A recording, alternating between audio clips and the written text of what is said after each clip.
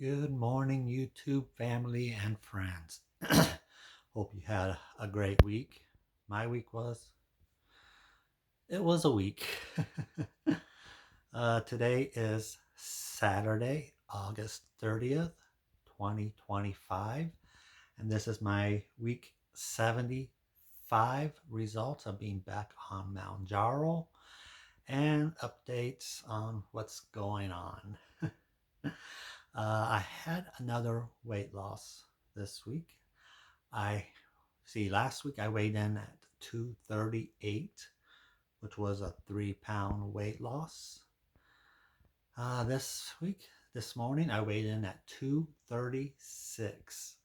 So another 2 pounds lost. So that puts me at exactly even for the 75 weeks of being back on Mounjaro while dealing with a host of medical issues, including the big one of the generalized myasthenia gravis, which is a muscle weakness disease. So, yeah, I'm happy to be back at even again. So, uh, yeah, just not sure about continuing weight loss, or I'm not trying a whole lot, even though I will say this week I did get out every day for a walk. I saw a new therapist this last week, and I had mentioned that it feels like I'm overcompensating for happiness by going on a lot of cruises, which has really stressed me out financially.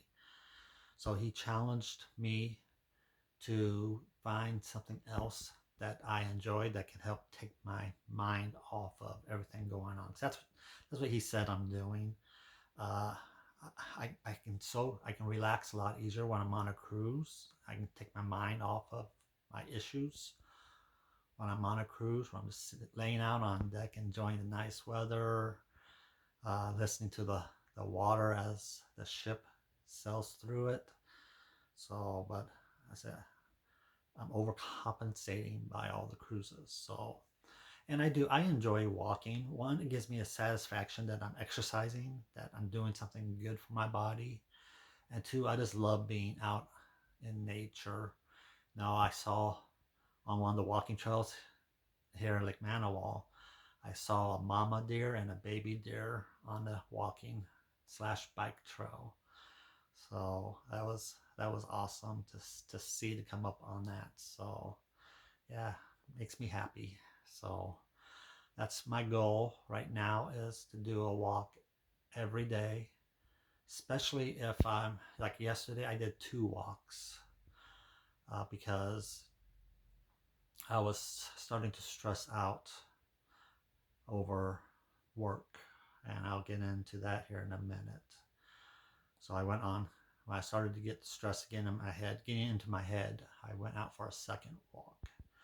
Uh, I have to be careful not to overdo it though, because 2 days ago on Thursday, I felt really good when I was walking, so I thought I'm going to jog a little bit. That was a mistake. I jogged for maybe a half a minute. No, it was about a minute and a half, I think is what it was. It's hard to judge, so I'm not actually timing myself. But anyway, I overdid it with my legs, with having generalized myasthenia gravis. If I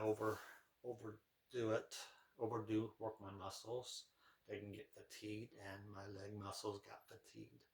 Not to a point where I couldn't walk, but it felt like it was close. But because as I got to the home stretch, being close, being back at home, uh, I had to really slow down. One thing is, when I walk, if I go too fast, I get wobbly. If my legs get tired, I walk like I'm drunk a little bit. So, yeah, I felt like my legs were getting heavy.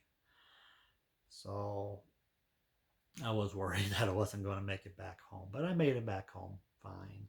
It was just I was tired. And yesterday, after the second walk I did, I crashed. I ended up sleeping for a couple of hours. So any physical exertion I do makes me tired. And everybody gets tired after exercising, but I'm talking fatigue. So it's different than just being tired from a good workout. I'm also worried about my arms and legs getting more weaker because a lot of times when I'm showering, by the time I get done showering, getting out, toweling myself off, my arms feel really heavy sometimes.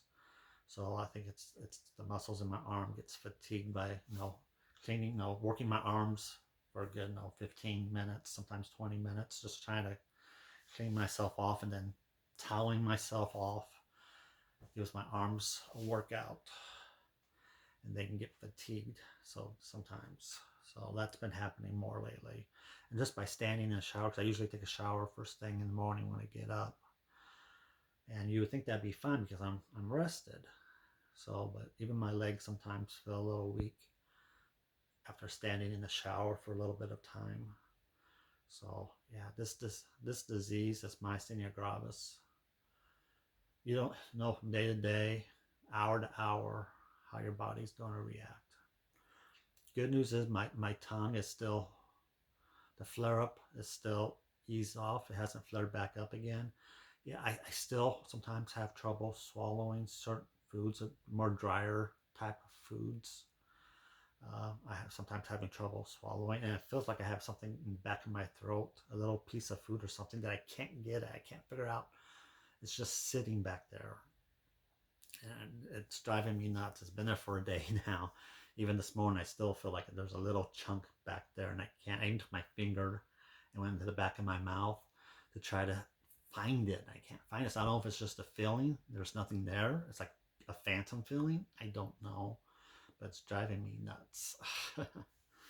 So uh, I did.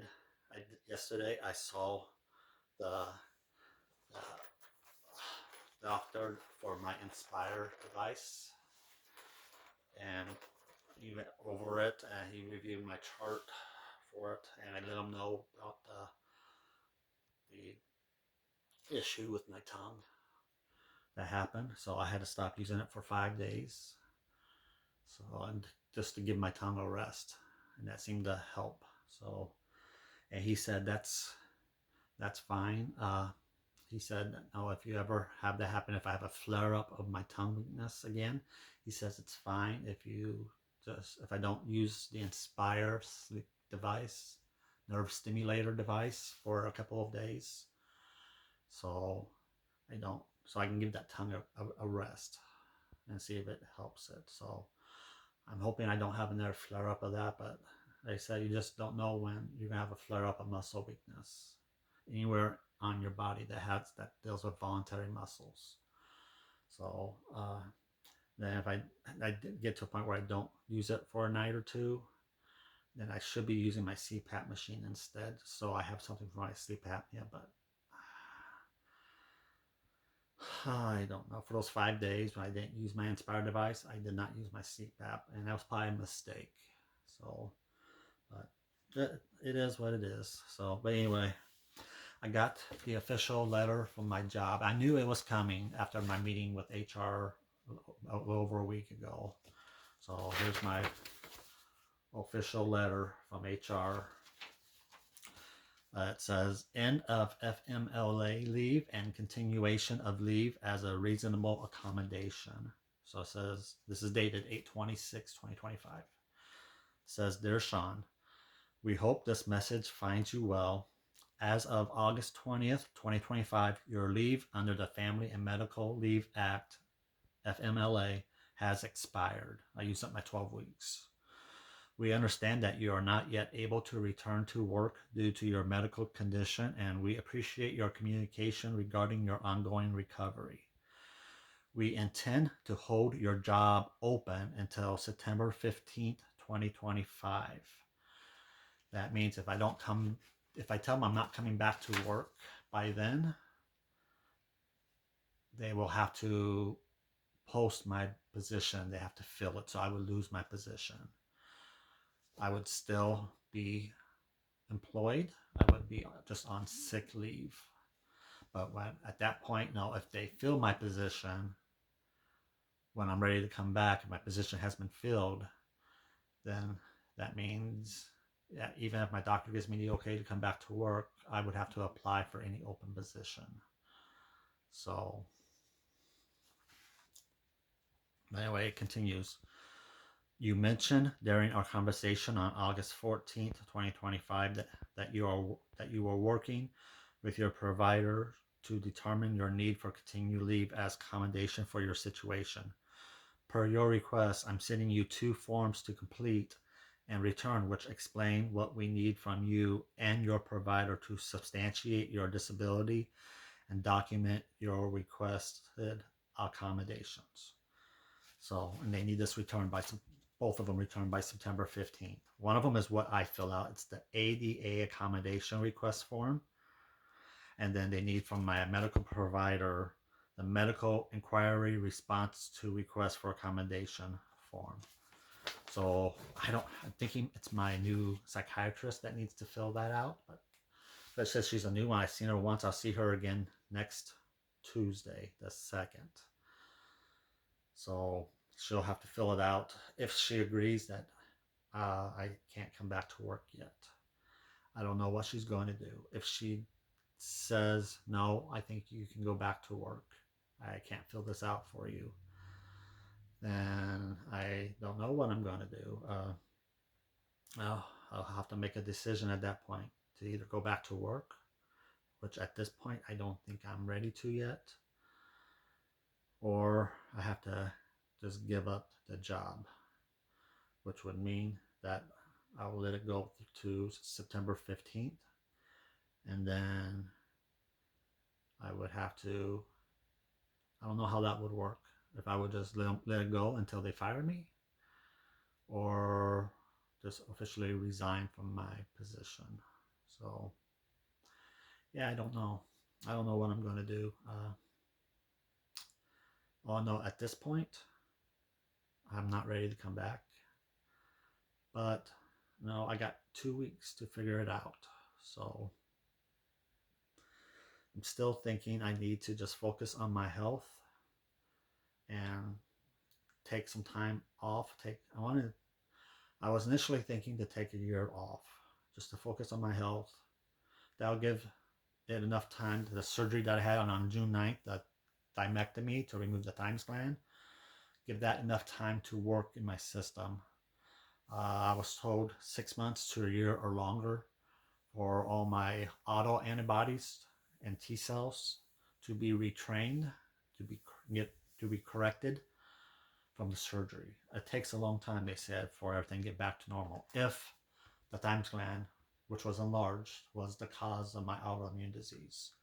So within 6 months to a year, hopefully I'll stop having my symptoms of my autoimmune disease. And then at that time, I think I would be ready to return back to the workforce. In the meantime, I could live off some of the money. I can pull some money out of my 401k, which I would have access to at that time, of course, with penalty. But I could live off of that. And then hopefully I can get back to doing my second job, which is driving Uber. I haven't driven Uber for quite a while now. So that's really hurting me financially, not having that second income coming in. But this medication that they have me on makes me tired. So that's another thing. I'm tired all day. I don't know if I'm tired from my sleep apnea, if I'm tired, fatigue, because the myasthenia gravis makes you fatigued, or if I'm tired because of the medication that the psychiatrist has me on, or it's probably most likely it's a combination of all three. So I think that's why I'm so tired all the time. So, and I don't know what if I can get this Inspire device to a level. I'm supposed to go in for a new sleep study. Once I get up to another level or two, the doctor said yesterday he wants me at a level 7 at a minimum, which I'm at level 6 now. I'll probably go up to level 7 tonight or tomorrow night. But he went ahead and put in the order for the new sleep study, and I need to get it done while I still have insurance. But unfortunately, the sleep study place called me yesterday afternoon, a few hours after my doctor's appointment, and they said unfortunately they have no spots available right now. So they put my name down, and they said as soon as if a spot opens up, do a cancellation, or once they open up further on the calendar, then they'll get me my appointment made. So I'm really crossing my fingers that someone cancels so they have a spot that opens up that they can give to me while I still have insurance, because but if it waits too long, and if the psychiatrist doesn't fill out this letter for further accommodations for me to be out on sick leave so I could continue, even though I would lose my position, I would still technically be employed and still getting benefits. And that would run through December 9th. It would be 180 days where I would have to be either approved for long-term disability, or then at that time short-term would be over and I would be terminated at that time. So yeah, so much, so much, so much, so much, so much, so much, so much, so much. So, but anyway, I think I've touched on the updates I wanted to provide you folks. So all I got left to do today is to take my Mounjaro 7.5 shot. So again, take off the protective cap. You'll see that liquid in there. Move it to the unlocked position. You can go into your fatty part of your arm or your gut, which is what I'm going to do.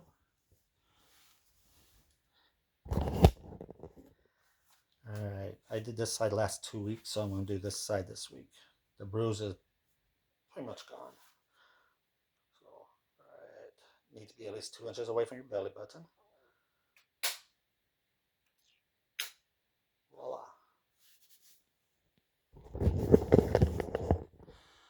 Alright, folks. I think that's all I got for you this week. Yay. I made it through this entire video without slurring my words. So see, that shows you that my tongue is doing better, thank God. That lasted for almost 4 weeks, being severe about a little over a week, maybe a week and a half, where I was having trouble chewing my food, swallowing, and talking every time. So this is good, but it makes me worry about a flare-up can happen at any time, and could not just be the tongue. It could be choking, it can be my breathing, or it can be my legs, my arms. So this is a disease where every day is a new day. You just don't know how your body, how your muscles are going to work from day to day. That's one of the mental challenges of this disease.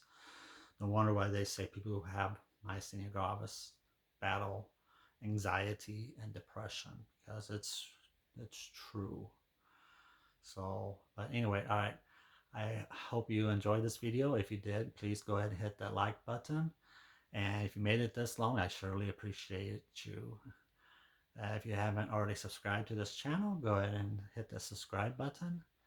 And if you want to be notified when I post my weekly videos, then go ahead and click on the notify button. And if you like cruising, or if you're interested in seeing my cruise videos, go ahead and go to my other YouTube channel, Cruise with Sean. So you can see my cruise videos. They're nothing fancy, so don't expect, oh my god, this is awesome type of videos. They're just documenting my journey. So I hope you enjoy everything. All right, take care, everybody. Be kind, be nice, enjoy your family, enjoy your friends. Talk to a stranger, just be kind to everybody. All right, I love you all. Bye-bye.